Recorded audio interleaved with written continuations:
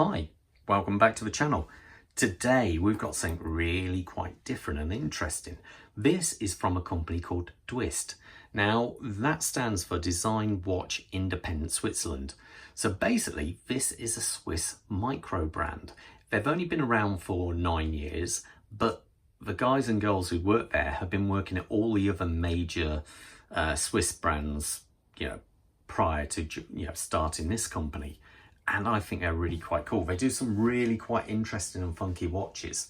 Now, they were good enough to send this one out for me to review. I wasn't even sure which watch they were sending. They sent this through, and I have to admit, I'm really quite pleasantly surprised with it.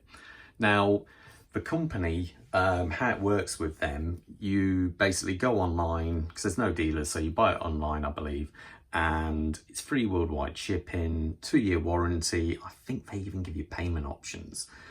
But, I think this one works out on this bracelet, which is the way I would buy it, I must say, at $1,140.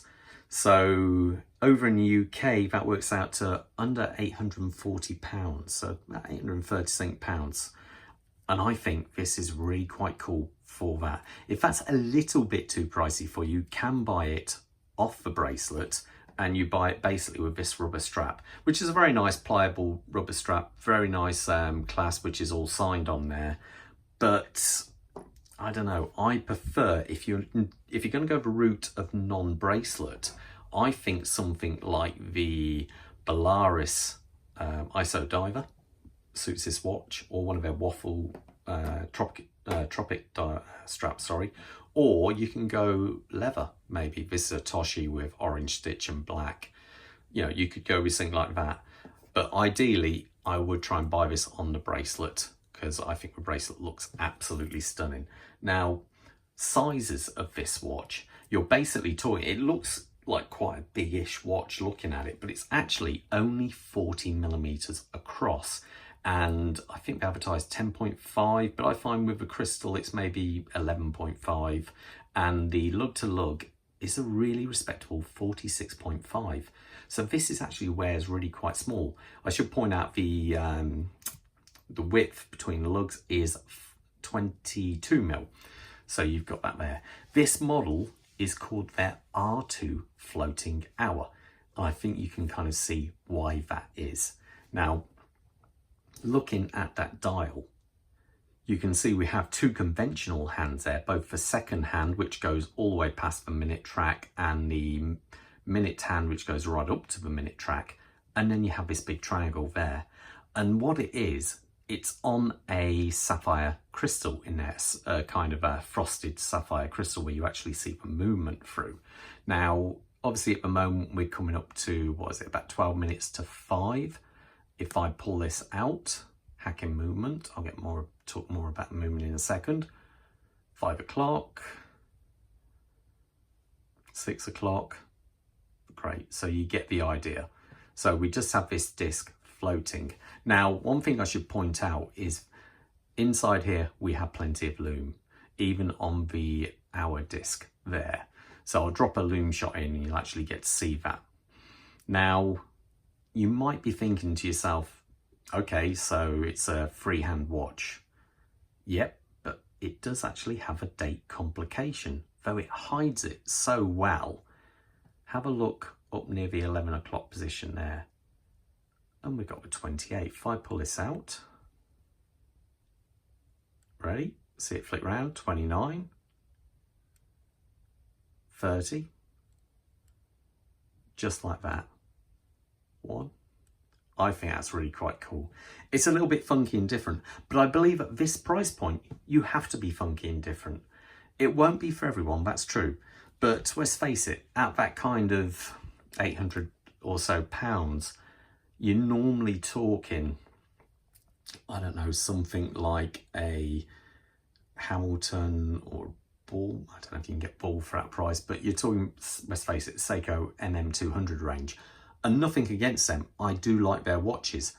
But if you want to be different and you want to step up, be a little bit different from the rest of the crowd, you can have a full Swiss watch for the same price. And I think this is a little bit more interesting. I'm not going to say better, I'm going to say more interesting.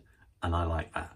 So We have this blue minute hour track going around there. There are different versions available with different colours. But I believe there's a limited edition PVD model also available, which also does look cool. But this looks kind of casual, but yet also smart on the bracelet.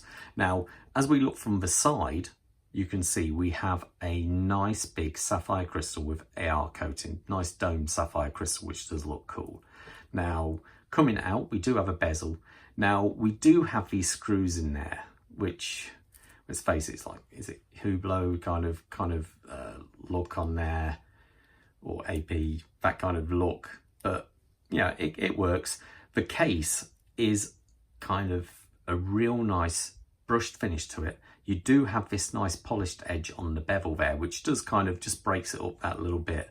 But I like the fact, even though it's an independent micro brand, they haven't just used a simple case anyone can get hold of. This, I believe, is their own case. And I understand why other companies do that to keep the cost down, but this is, again, just that little bit more unusual. I like these angles, how it kind of ties with the circle there. I think that's a bit of a designer in me kind of liking that. It's that little bit different. I like also you got this crown here. It isn't a screw down crown, but it is water resistant. There is, I believe there's 100 meters of water resistancy to this watch, but I think they've just done a really nice job. Again, it's like most things, it's just done it. It's nice. It is quite interesting. So as we turn this watch around, we're greeted with this movement. Now we have a full Swiss movement here. After all, this is a Swiss made watch. Now, I weren't quite sure what this was at first because it does look a little bit like an ETA. It is a very, very well decorated movement. There's no shadow of a doubt there. And basically I found out this is a Pursuit. Now, Pursuit I've never heard of before, but I did my research and basically I've been going around since 1923. And I think they were brought out by ETA in 85. Now, yes, this is a clone of a 2824, but it's a little bit more interesting than that because the 2824, so I should point out you do get 30, I think it's 38 coming on 40 hours of power reserve. The 2824, which is a well-known workhorse of a movement, has got 25 joules. Then you've got the Sellita SW201. Now that is another clone of the 2824 and that has 26 joules. This one has 28. So I'm a bit intrigued as to where the other two joules actually lie and what the purpose is for them. If anyone knows, please let me know. Now, I did put this on the time grapher earlier on. And okay, it's only in one position, but I've never had a watch on there before which has read 0 and 0 beat error. This technically, for just placing it on here, is the most accurate watch I've ever tried. I've never seen a watch so stable than this. So I'm mightily impressed with that. I know it's silly, it's just in one position, but it is rather impressive. Now, as we look at this bracelet, it does look like an AP. I once had an offshore diver and I paid an obscene amount of money just to have a bracelet like this. Zoom out a little bit there. So I prefer it on this bracelet. You do have quick change, so you can literally pop the bracelet off that quickly. So it's, it does actually work quite well. Now, can I put it back in just as easily? There you go, see?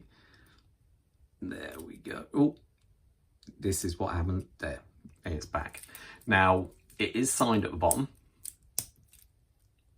And you see there, they've done a real nice job of that. That looks all nice. I'll put it on my wrist so you get an idea how it looks. Quick wrist check. I'm wearing a Zin EZM1, the originally, well, the limited edition from 2008. Now,